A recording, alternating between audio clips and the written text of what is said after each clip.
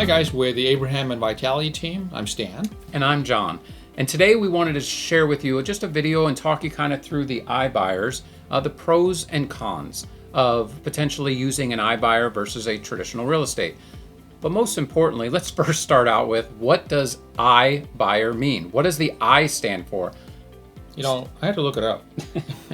I thought it meant internet buyer, but it's not. It's an instant buyer. Instant buyer. Meaning right away you can sell something or buy something. So that's going to obviously probably be one of the cons you have to address, is how fast they can do it. It all depends on your perspective. Okay. Right? Everybody's got situations where an iBuyer might be the perfect way to go. Exactly. And we're not going to necessarily talk in or talk out of iBuyers. We just want to educate and give our clients just some knowledge of what an iBuyer does and what to look for, because an iBuyer might be the best thing for them. So with that being said, we'll talk about the pros. So what are some of the pros, Mr. iBuyer, if I wanted to use you? Very convenient. Okay. You know, it's like going down to the local Circle K to get a gallon of milk.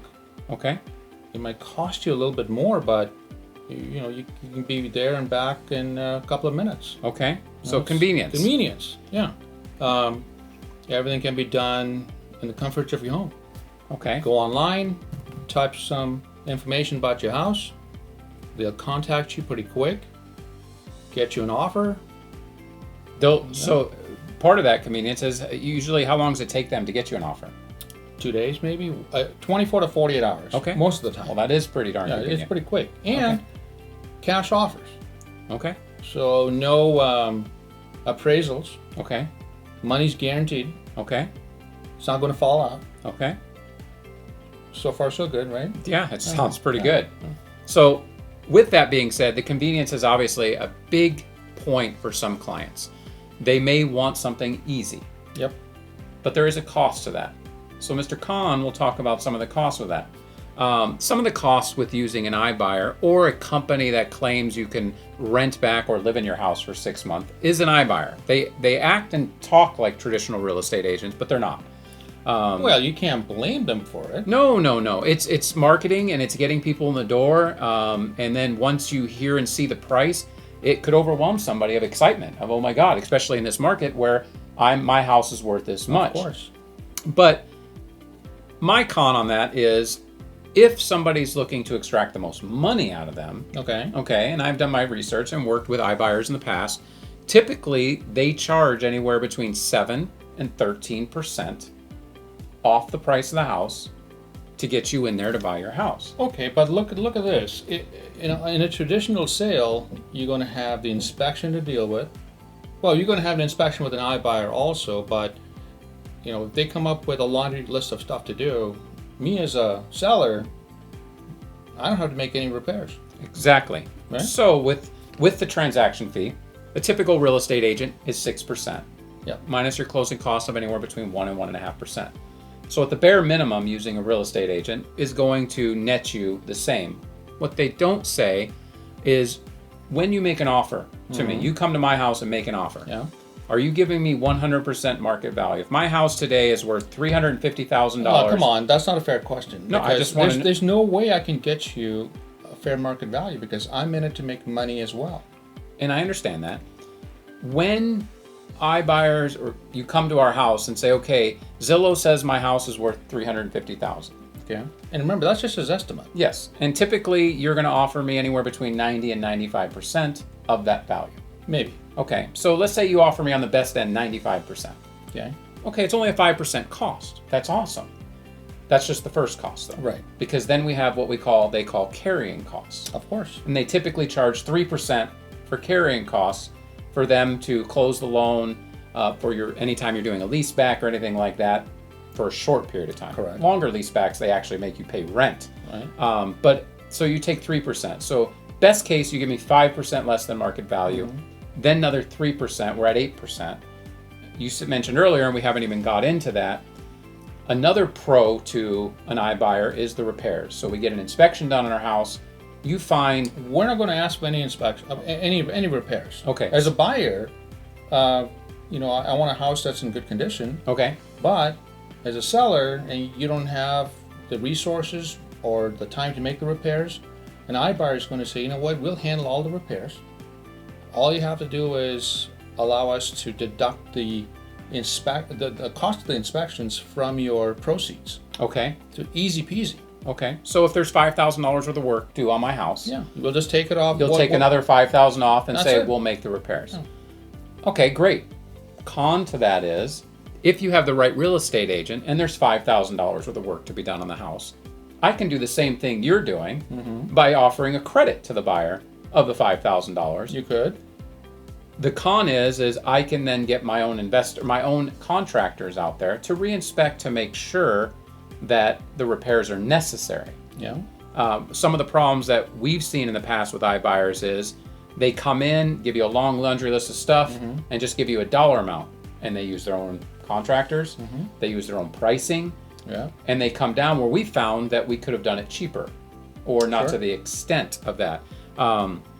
So typically, with that, again, the pro, convenience. It's easy, no showings, no nothing. You just give me an offer, write it up, look at the inspection, take the number off, and get the number. So a $350,000 house could now be netting us about $320,000. It's possible. But I don't have to do anything. Right. I walk out the door. Yeah. You, And you, that- you get cash, you walk out the door, no showings, you don't have to fix anything.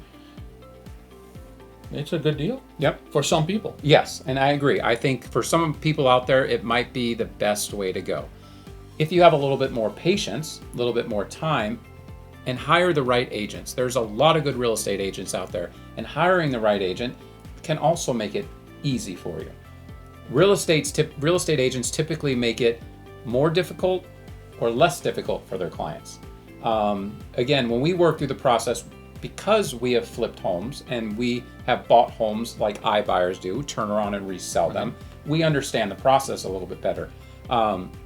So if you can tolerate sitting down and allowing people to come through your home and showing the property, and depending on the market, if it's in a seller's market like it is now, we can sell your house just as fast as any iBuyer can buy your house. You know, that's a good point. I was going to bring this up.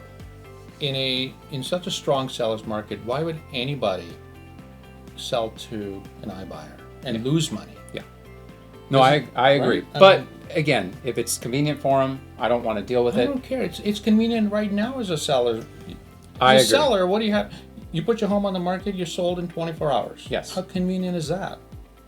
But the key to that is make sure that when you interview and talk to your agents, when you're going to hire an agent, talk to them about the process and what they do. There are a lot of agents that, as my partner Stan likes to say, gets your listing, puts a sign in the ground, and then prays. They don't have a lot of interaction with that transaction to make it easy and smooth for you. A good real estate agent can make it just as easy and as smooth, maybe not as quick as an iBuyer, but when you're talking about 13% That's a lot of money. savings Yeah. on a $350,000 Sure. house, personally, that's $45,000. By the way, you know 350 is about the median price of a home in Phoenix? Yes, That's they've gone up. crazy.